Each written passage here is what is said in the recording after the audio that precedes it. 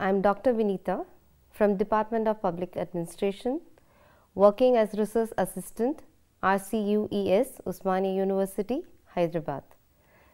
In this session, we are going to talk about delegation. Now, let's look into the objectives of delegation. This chapter explains the delegation of authority in organizations. After going through this chapter, describe forms of delegation and identify the limitations and hindrance to delegation. Now, let's look into the forms of delegation. Delegation can be of several forms, that is, permanent or temporary, full or partial, conditional or unconditional, formal or informal, direct, immediate and indirect, downward, upward and outward. A brief explanation of the different forms of delegation is firstly permanent or temporary. Now, let's look what is the difference between a permanent and temporary delegation. Delegation may be of permanent or temporary nature. In case of permanent delegation, the powers are delegated forever, subject to normal conditions, only in extraordinary circumstances. This kind of delegation might be revoked. Temporary delegation implies a delegation of powers for a short period of the accomplishment of some end. When the end is achieved, the delegation also ends. Now, let's see what is the difference between a full or partial delegation. Delegation is full when no conditions are attached to the delegation and the person whom powers are delegated has the full authority to decide and take action. It is partial when the decision taken by him is to be approved by the delegating authority. For example, when a diplomat is sent abroad with full powers to negotiate, it is full delegation, but when he is required to get advice or approval before making the final negotiation, it is partial delegation. Now, what is the difference between conditional and unconditional delegation? Delegation can be conditional and unconditional. Delegation is conditional when some conditions are imposed on the person on whom the delegation is conferred.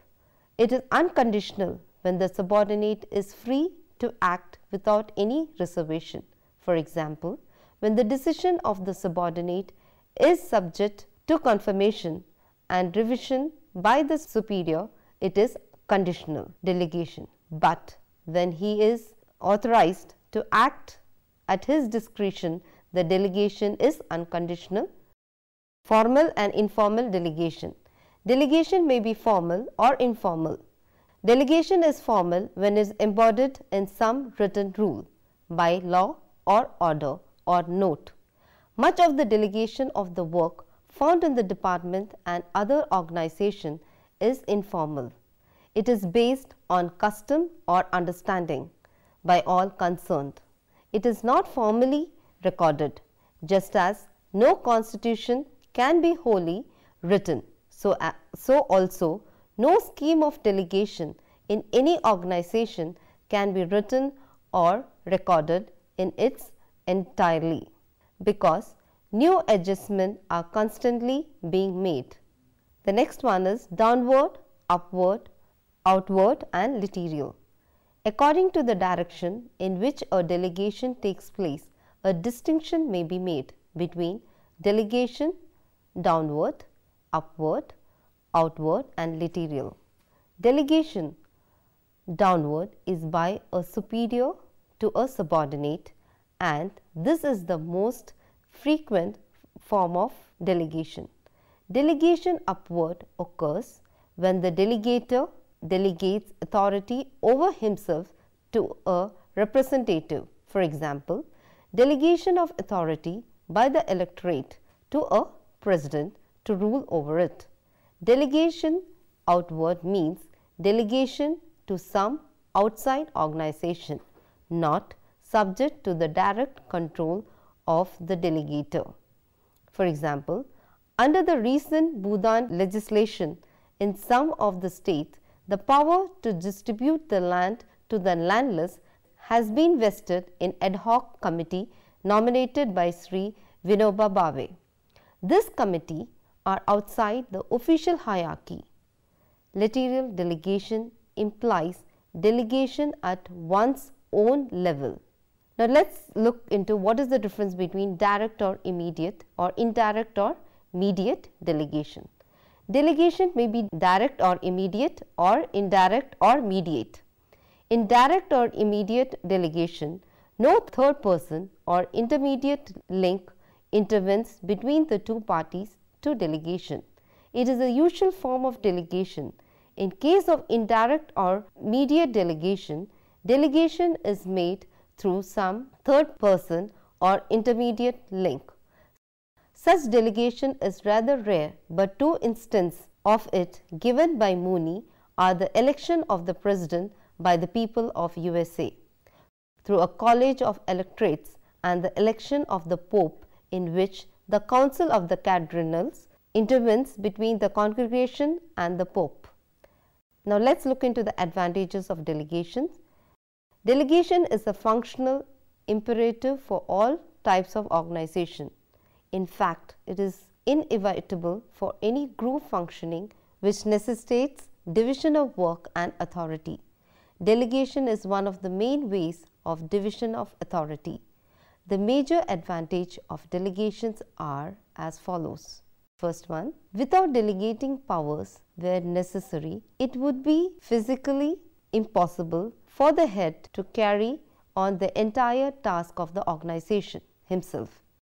The chief executive or superior officers have to devote their time and energy to the most important executive and managerial tasks.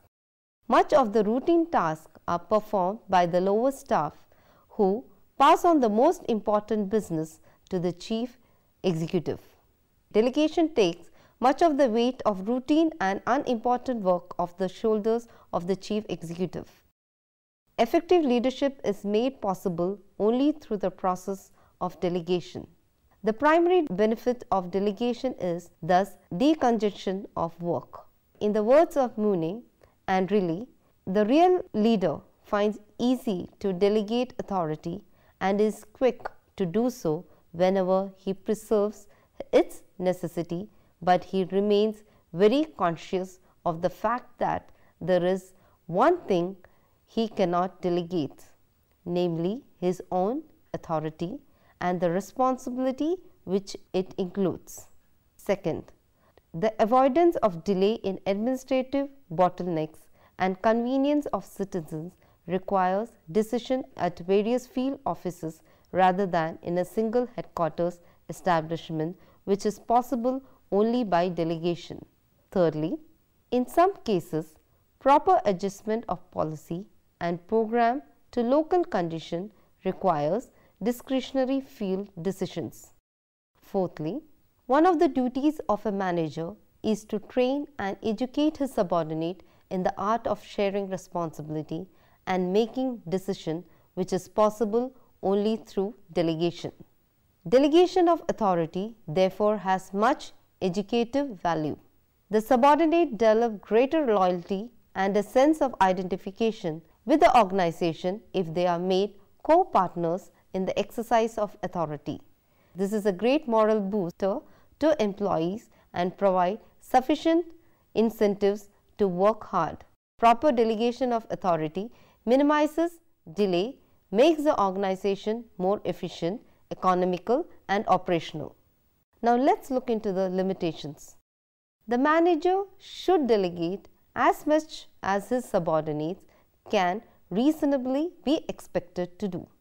The art of delegating boils down to the weighting of the chance and consequence of error against the necessities of getting work done and of developing morale and utilizing subordinates to the extent of their abilities. Delegation thus requires knowledge of people and of situations and has to be continuously revised to meet changes in personal program or pressure. It is often forgotten that there are limits to delegation of authority as follows. First, The extent to which authority may be delegated is restricted by constitution, laws, and political institutions. Second, the caliber of staff at the lower level. Delegation to an incompetent individual is clearly impracticable. However, the excuse of staff incompetence as a reason for not making delegation sometimes reflects upon the administrator rather than upon the staff. Thirdly, the extent to which special program requirements necessitates centralization. There may be situations where even the routine work decision may not be delegated. This may be true in the early stages of a new organization or when a crisis situation has developed or developing. Fourthly, the extent to which work is of a stable and repetitive type, delegation is made easier when guidelines can be established for lower levels to take action directly. The conditions of work are changed frequently. Delegation may be more difficult. Fifthly, the size of organization and its geographical location. The larger the organization and the broader its geographical coverage, the greater are the chances for delegating authority. Sixth, the method of internal communication in the organization delegation become difficult if there is a lack of effective procedural system in internal communication and work controls. Seventh, the degree of coordination which is required throughout the organization. A manager must coordinate or fail. Delegation of this power will be tantamount to abduction of responsibility. MP Sharma has identified the following as powers which are usually not delegated. They are the supervision of the work of the first line or intermediate subordinate. Second one, general financial supervision and the power to sanction expenditure above a specified amount. Thirdly, power to sanction new policies and plans and departures from established policy or precedent. Fourthly, rule making power where it is vested in the delegating officer. Fifth, making of the specified higher appointments. Sixth, hearing of appeals from the decisions of at least the immediate subordinate. The retention of these powers in the hands of the chief is essential for the exercise of effective control by him over the working of the organization. Now, let us look into the hindrance to delegation. No doubt, delegation is of great significance for an organization. Still, it is often seen that the superior officers hesitate to delegate authority. In fact, there are several hindrances of delegation which can be grouped as: first one, organizational hindrance; second one, personal hindrance.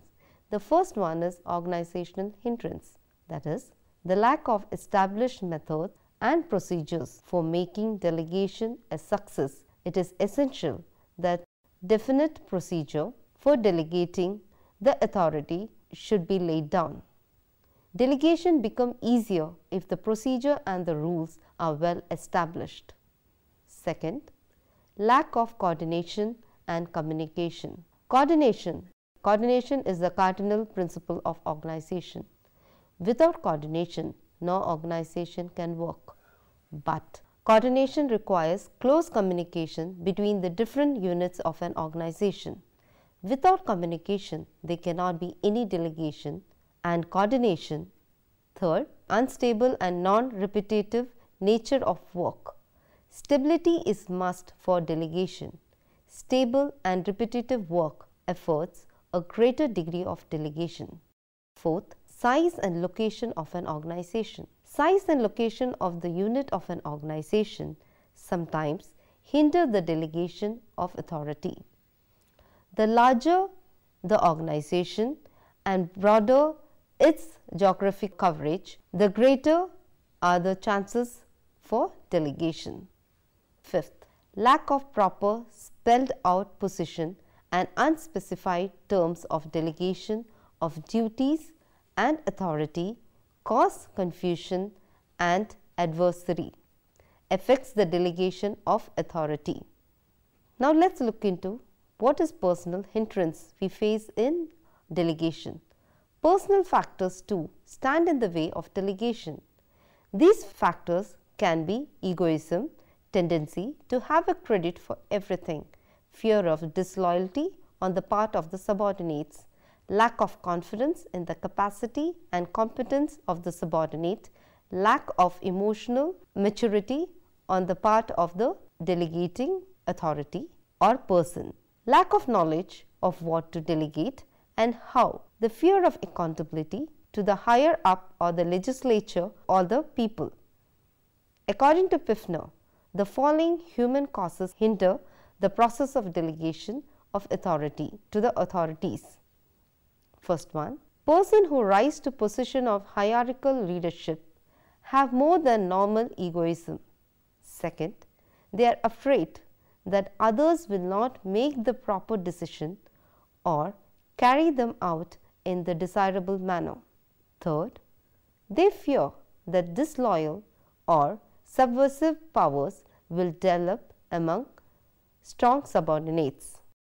Fourth, strong, vigorous and higher motivated person become impatient with the slower pace and indecisiveness of subordinate. Fifth, in public administration, political consideration often make delegation difficult.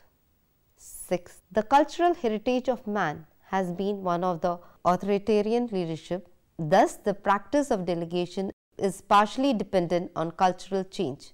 Seventh, the act of delegation requires an emotional maturity which is rare even among successful persons. Eighth, the symbol of leadership, those personal qualities and traits which attracts the attention of others, are inconsistent with the philosophy of delegation. Those striving to succeed must make themselves prominent. Ninth, person who desire to delegate do not know how to do it.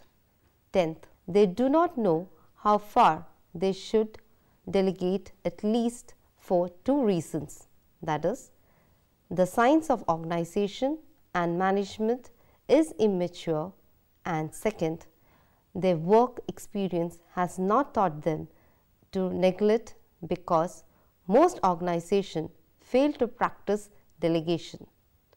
In addition to these hindrances, the non-acceptance of delegation on the part of the subordinates too has a great hearing. The main reasons for non-acceptance can be summed up as the first one, the fear of criticism; second one, lack of needed information and resources to do a good job; third, lack of confidence to exercise delegated authority and make correct decision; fourth, lack of initiative and drive; and lastly, more work than one's capacity. No doubt, the above mentioned hindrances stand in the way of delegation, but the significance of delegation in an organization setup cannot be denied. No organization can work without delegation and devolution. As delegation is a must, the only way to meet these challenges is to remove the bottlenecks as far as possible. For removing the organizational hindrances, proper procedures and methods should be established, and all concerned should follow them at the time of delegating the authority and performing the assigned responsibilities of the incumbent holding different positions in organization hierarchy should be clearly defined. The organization must possess a proper system of coordination and communication at the different levels of administration. Pfiffner has defined the following techniques to make the delegation effective. First, select subordinates capable of shouldering responsibility. Second, define such responsibility. Third, train them to carry it. Fourth, establish general policies and disseminate them throughout the organization. Fifth, strive towards maximum standardization of both functional and housekeeping procedures. Sixth, carry on perpetual management planning consisting of job analysis, organization study, budget planning, workflow study and simplification of system and procedure. Seventh, establish external checks which automatically show danger signals. Eighth, assure the flow of information up, down and across the hierarchy. In part B, we covered the forms, advantages, limitations, the powers which can be delegated and the hindrance to delegation. Delegation is an essential precondition for the growth of an organization. It helps in division of work, reduction of complexity, flexibility in organizational working and raising the morale of the employee. The behavioralists have hailed delegation as the most forward-thinking principle as it opens a new chapter in superior subordinate relationships. Delegation of authority is a very important part of the organizing function. The questions for the sessions are: first one, what are the definitions of delegation? Second, what are the importance and principles of delegation? Third, what are the advantages and disadvantages of delegation?